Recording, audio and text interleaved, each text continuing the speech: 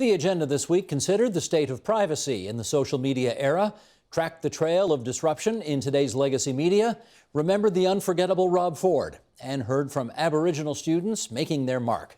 The agenda's Week in Review begins with a debate over whether it's time to save Ontario steel. Canada produces 14 million tons a year of steel, which is fairly paltry globally. But of that 14 million tons, 8 million is exported. So right now, and I'm not arguing that this is, these are bad jobs to have or that we shouldn't protect jobs necessarily, but we are feeding into this global glut. So if we were to take steps to subsidize this industry, we would be subsidizing essentially the global problem. And I'm not sure, we need to think about, is that helping? Or is that simply propping up something that, you're arguing that China is dumping?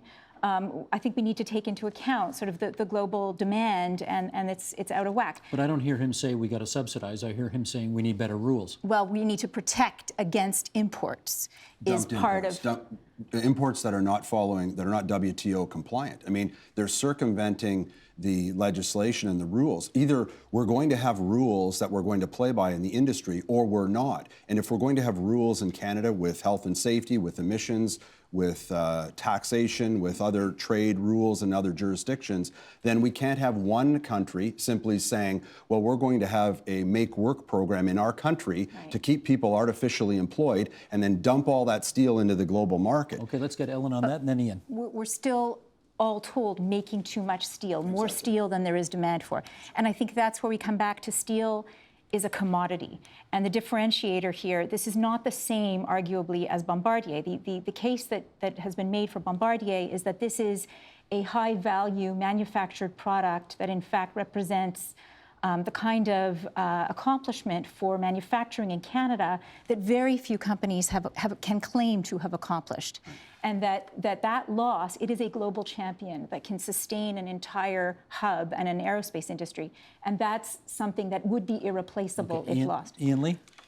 First, I do agree with the minister on the point that we have to update the trading rules, and I hope that we can turn the conversation away from, it's always in the sense of, do we bail them out, do we not bail them out, and that's it, we have no other policy options. There are many other policy options, extending EI temporarily, updating the trading rules, and so forth. But I want to go back to what Charlotte said and just put this into context, because there is this, what Andrew coined, I quote him all the time, this fetish for manufacturing in Canada. There's somehow, it's special, they're unique, and they're much better than jobs as professors, for example, or you as a broadcaster. Because the jobs pay well, because they have such spin-offs. But the spin-offs are different. But let me throw out the numbers out there, the big picture numbers. We are overwhelmingly a services sector's economy.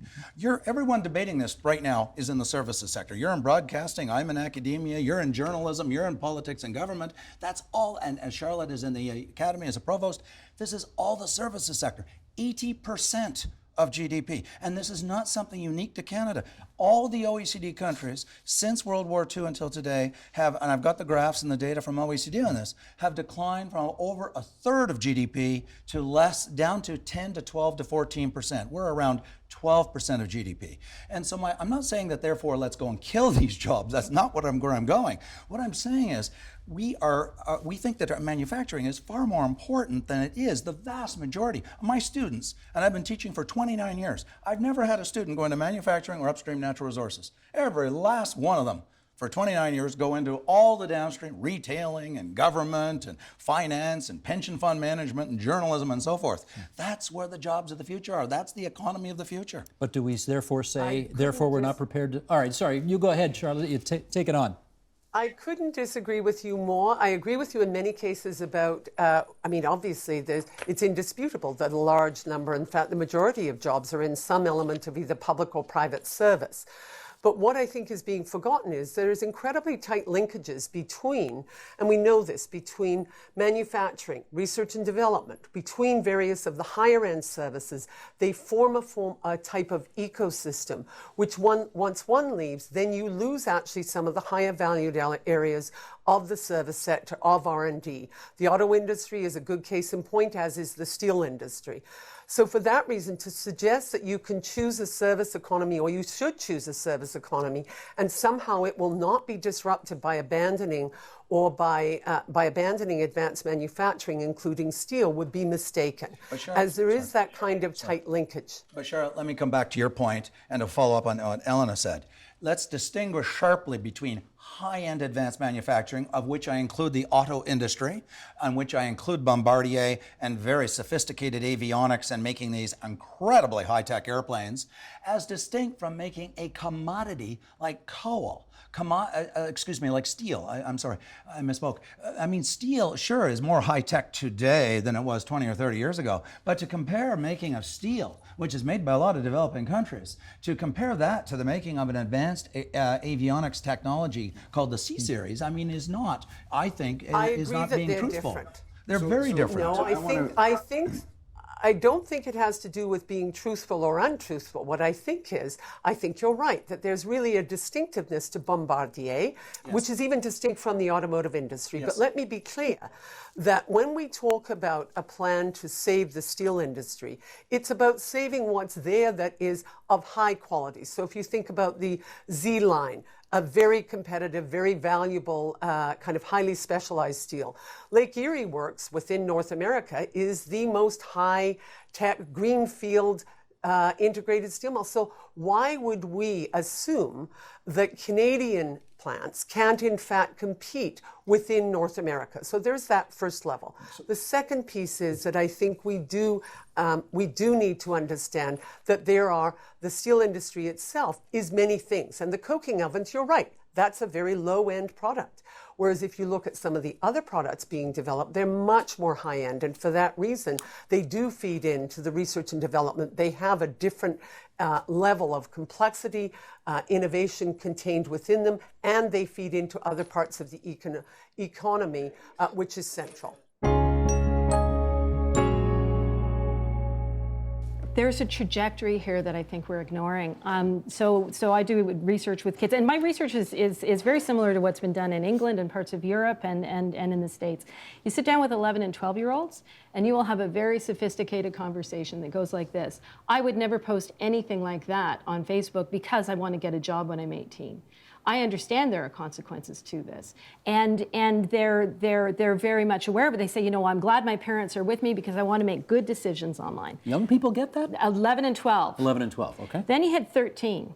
And everything changes because you've gone from kids who are experiencing and expressing an identity that's nested within their family and that's demonstrated by displaying photos of kittens on their virtual wall to a developmental stage where human beings experiment with who they are. They try on different things and they come to know themselves by placing themselves into a network of other people. So they're developmentally predisposed to go a little wild and to experiment and do all these types of things.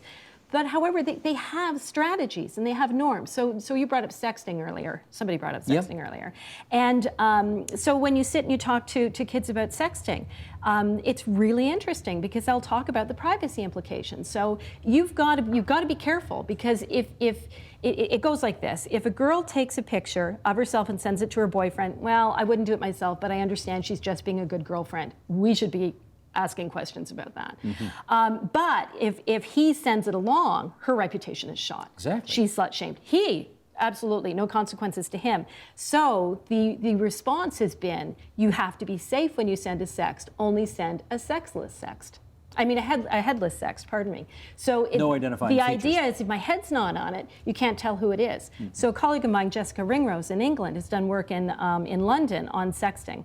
And boys felt that this meant that the value of that sext went down for them because they wanted to prove that they just didn't download this off the internet. So they now have had, in her research study, she found that they would have girls take lipstick and write the boy's name on their chest and do the headless sext. So they're negotiating privacy and publicity. They're negotiating how they're using these new media and the expectations that are placed upon them because it's such a highly commodified and commercialized space. So they're not naive about it, but they're developmentally disposed to display and to experiment. Once they hit 20, 22, 25, they start to act like you and me when it comes to online media. Well, sometimes I do. Go ahead, Mitch. There's a huge statement in there that I don't want to sort of just wash over and move on to the next one, which is when we're speaking to young people about it, the general sentiment we'll say to them is, don't put anything online that imagine mom or dad are watching you. And the real iteration of that isn't that. The real iteration is imagine the whole world is watching you. Well, I don't care about the whole world, but everybody in your family, your grandparents, your siblings, future employers, and you sort of start going into the grade of the sort of conversation we just had. My sort of laughing half joke back to that is, you want to be employable. Don't you want to be able to get a job? And if all this stuff is out there, et cetera, it builds character, et cetera. The reality is, though, is if everybody is doing it, who are we going to hire? And I think that's the bigger part, is that the construct of how that communication is transforming from full-on shot to headless shot to lipstick on the chest is very, very dynamic of the fluid environment that we find ourselves in. And I think us older people who aren't, as Don Tapscott would have said, bathed in bits, have to really figure out what these new definitions are, because that is their feedback. Well, if it's going to ruin my reputation, it's everybody's reputation. So nobody's a hireable, nobody's insurable, then what? But again, we're defaulting to a commercial model, because I don't think the question is, will I be able to get a job when I'm 25? The question is, what kind of human being do I want to be? And also, why should companies know anything about what I do in my private life? What business is it of theirs? The idea that's actually come up really within the last 20 years, that companies should be able to pry into your private life, to know what you do out of office hours, is actually not something which I think we should be encouraging or taking as read. In fact, that's one of the places we should be starting this debate, is saying, actually, what should be known to different people, and why, and what actual reason is there for a company that just wants your time for you to do a job in a certain way and to do it well? If you do that, what is their interest in any other aspect of your life? Let me follow up with this. There is every possibility that 10 and 20 years from now, once the millennials are basically running all and have all the good jobs in society, that their attitudes about privacy will prevail then as well, and none of this will matter because they have a completely different view about privacy. They do indeed, but of course, as Val said, that's actually quite a complicated attitude, and it's not actually what we think it, we generally say that it is. It's certainly not that privacy is dead. I mean, we can't anticipate how we're going to make future law in 25 years' time, but we can certainly start to not cut down the possibilities for future generations, I think. And the worst thing we could do now is try and lock in some kind of system which means that we really can't get out of it, and privacy really is dead. And that will be the worst thing. I think what we've got to do is allow for certain kinds of values at least to be available to future generations for them to use. Mark, I do want to get some understanding of, well, here's this line that you used. He was the best and the worst mayor that we've ever had. So let's understand that. What was the best? What was the worst? I think if you were part of that group that met him when he was sober, that had called him up and gotten an answer, had seen him out at your house, and he actually cared. And Ivor made the point that he wasn't the only one that cared, and that's not what I'm trying to say. What I'm trying to say is, for those people, he was the only one they believed cared, right? Cared enough to show up. Their own councillors didn't, in many respects, right? Not on all issues, not all the time, but for those people. And for them, he was the best mayor ever, because he actually tried to do what he said he was going to try to do, and what he said he was going to try to do mostly was channeling what they had told him. He's the worst mayor ever if you weren't part of that group. If you had first met him in one of his states of drunkenness or a drunken stupor, or as the crack mayor who had more than enough to eat at home, if that was your introduction to him, you didn't have a good impression of him, and you were embarrassed by that man. And if you didn't agree with him politically, and again, Ivor sort of mentioned it earlier, says, there was, he loved these people, but he didn't do anything to help them. Well, that's a political assessment, right? That's an ideological comment. And those people were quite happy with what he was trying to do. And it's quite valid to have an ideological opposition to him and sort of say, well, the state should do all of that kind of stuff. That's not who he was, and that's not what he was hearing. But those people never would like him because he was actively trying to do things that they didn't want. Ivor, best mayor, worst mayor? Well, Mark is right that it is indeed an ideological assessment, and he was, and you know what? It is actually hard to say the day after he died. But no, he was a terrible mayor, and there was kind of no getting around that. He, as much as he reflected those sentiments, that ultimately is not the job. I think the job has to be measured by the outcomes. And I don't think that we can necessarily make this clean decision between Rob Ford the addict and Rob Ford the man. He operated on the basis of emotion and instinct, and this was his great appeal, but those traits are not what makes a good leader. Even before the crack story broke, even earlier in his campaign, earlier in his term in office, he didn't have the political skills or ability to rally council around him after the honeymoon period had worn off. He operated by divisiveness. He operated by kind of insult. And so I don't think that he served the city well, and I don't think that he would have served the city well, even if the addiction issues hadn't surfaced. Well, Karen, let's look at the other side of the coin, which is he wanted garbage privatized in the city and got it done in half the city, and then said, we'll look at the other half of the loaf after that. He wanted the vehicle registration tax abolished. It was. He wanted a budget that was smaller the following year than the previous year. It was. It's not like he didn't have any achievements, right? You do have to give him that, right? I would say that every politician benefits from the time in which they're elected, and he was very much a moment in time politician. But for some of the spending at City Hall, but for the new taxes, but for a transit plan that wasn't well understood anyway, but for a whole bunch of circumstances that were present, had they not been, it's hard to say, but you can't look back in time. I will say that Rob Ford was elected for a particular reason, and it was because people felt City Hall was out of touch, and they weren't wrong in that feeling. Has that passed, though? Has the phenomenon of being I think the phenomenon has passed. I think that John Tory is bringing a new way of doing business at City Hall. I think council has never operated more effectively. And that was actually thanks to Rob Ford as well, because council actually came together in a very meaningful way at a time when we didn't have a mayor, and we continued to get the city working and making decisions and moving things forward. And we were, by all intents and purposes, city government continued to operate even when we didn't have a mayor. And so all those are, but again, that it was all moment in time. And so it's hard to really assess. Well, let's see if it continues. Do you, Mark, expect that the hostility between the so-called downtown white wine sipping effete elites and Ford Nation will persist now that Rob Ford has died? I think some of it might. I'm not sure the hostility, but the fact of the matter is, people pointed a lot after Rob Ford was elected to this sort of diagram of the city with this finger up the middle and sort of saying, oh, look, there's this divide. And some people said, oh, he didn't credit. It existed with David Miller. You know what? That's the city. No mayor created that. That's the city. Just for people living outside Toronto, we should explain, right? It's the old city, which is sort of the core. The old city, and running up the Yonge Street, the subway, tended to vote more left of center. And the rest of the suburbs around this, Scarborough, North York, top of North York, and Etobicoke, supported Ford. He tapped into that. They're a growing area. No mayor before that had done that. Last one, I guess, to some extent. But that divide is still going to be there because life is different in those two zones. Sure is. And their needs and their interests and their concerns every day are different. So that will be there. I think, though, that I'm looking forward to what happens next at City Council, because I think John Tory is going to be a much better mayor now than he was with Rob Ford, because I think he spent far too much time of his first year and a half as mayor wondering and trying to deflect Rob Ford. He spent far too much attention on Rob Ford. What does it say about how well legacy media are doing at their jobs or have done at their jobs when at the first sign of competition from digital coming along, tons of people and advertisers abandoned it? A great point. Powerful media companies had a chance to get it right in the 1990s, and collectively they blew it. They ceded all the high ground to the Googles of the world, and they paid an enormous price. That doesn't make it right, but it's important to come to grips with that, certainly in hindsight.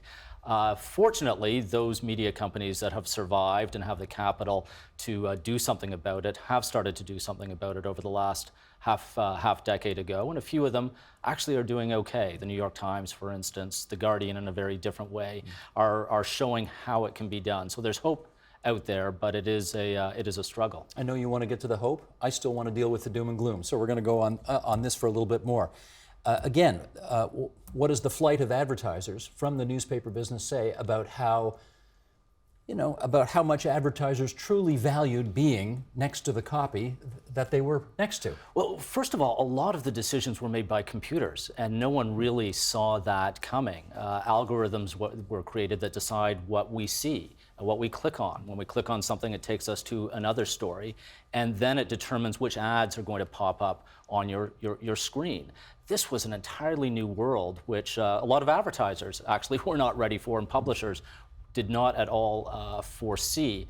I think more recently, advertisers have started to come to grips with the relationship that they've lost with viewers and readers. They were able to get eyeballs, and eyeballs are valuable, especially when you can aggregate them in the millions or billions, but the intimacy, if I can put it that way, that many advertisers want with consumers has been eroded, and they're looking for ways to rebuild that relationship. There was something, though, at least I think there was, something kind of special about being, if you're a big name advertiser, being seen in the pages of the Globe and Mail brought you added cachet. Is that no longer the case? No, that is still the case for a very small number of situations, and it's dwindling. If you want to have that cachet, it's still worth buying an ad, even though the economics may not make sense to a computer. There is a value and esteem that comes with being in a newspaper or being on a quality TV program, and that's why we see, for instance, during election campaigns or corporate disputes, people still turn to what's called legacy media. John, you said it earlier. Journalism plays a special role in a democracy. It's protected in the Constitution, for example. And every time a legacy media dies, you've got people saying, oh my Lord, our democracy is at risk. And the public yawns. What are they not seeing that apparently so many people in legacy media are seeing? Well, I'm not sure everyone in the public yawns, but there's certainly more yawning than fist pounding to do something about it. And I hope this book helps people at least listen to the fist pounders, if not pound some tables themselves. What we're losing is a certain amount of independent fact-checking, some independent voices, many independent voices. And we're seeing it in smaller communities where I think the risks are greatest. We've seen the Guelph newspaper close, the Nanaimo newspaper close. That's very dangerous to those communities. Who's going to cover the city hall in Guelph or the police force in Nanaimo? That's what traditional media did. Citizen journalists are filling some of the void, and I've got a lot of respect for a great many so-called citizen journalists out there, but it's not the same. They don't have the resources, they don't have the organizations behind them to go to City Hall every day, and they don't have the big audience, which is something that is being lost. When you can bring a large audience, that shows power to people in City Hall or in the police force. Do you think it's inevitable that there will be more shenanigans at political levels at City Hall if those local newspapers die?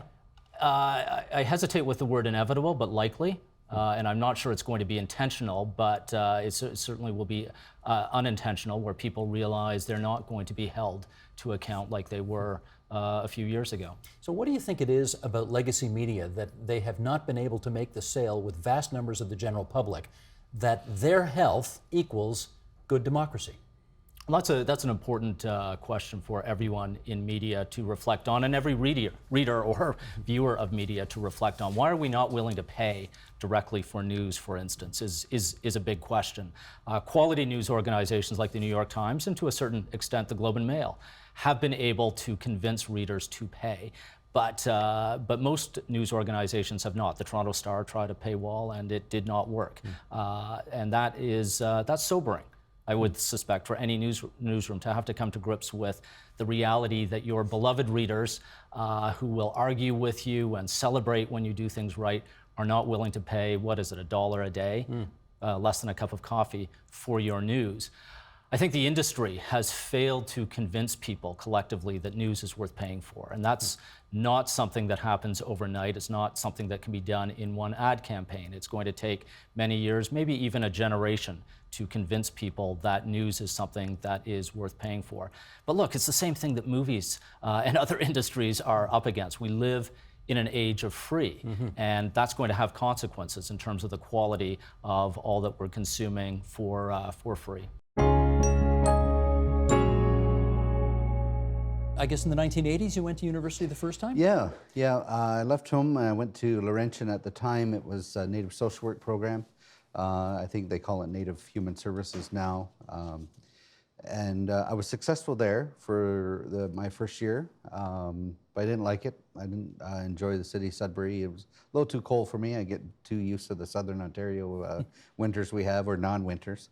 And so I moved home and transferred to Western. Unfortunately, while there though, very different time than it is now. And that's what I want to ask you about. Yeah. I mean, in terms of feeling welcome, in terms of its understanding of the needs of an Indigenous Canadian back in the 1980s, right? Then compared to today, what would you say?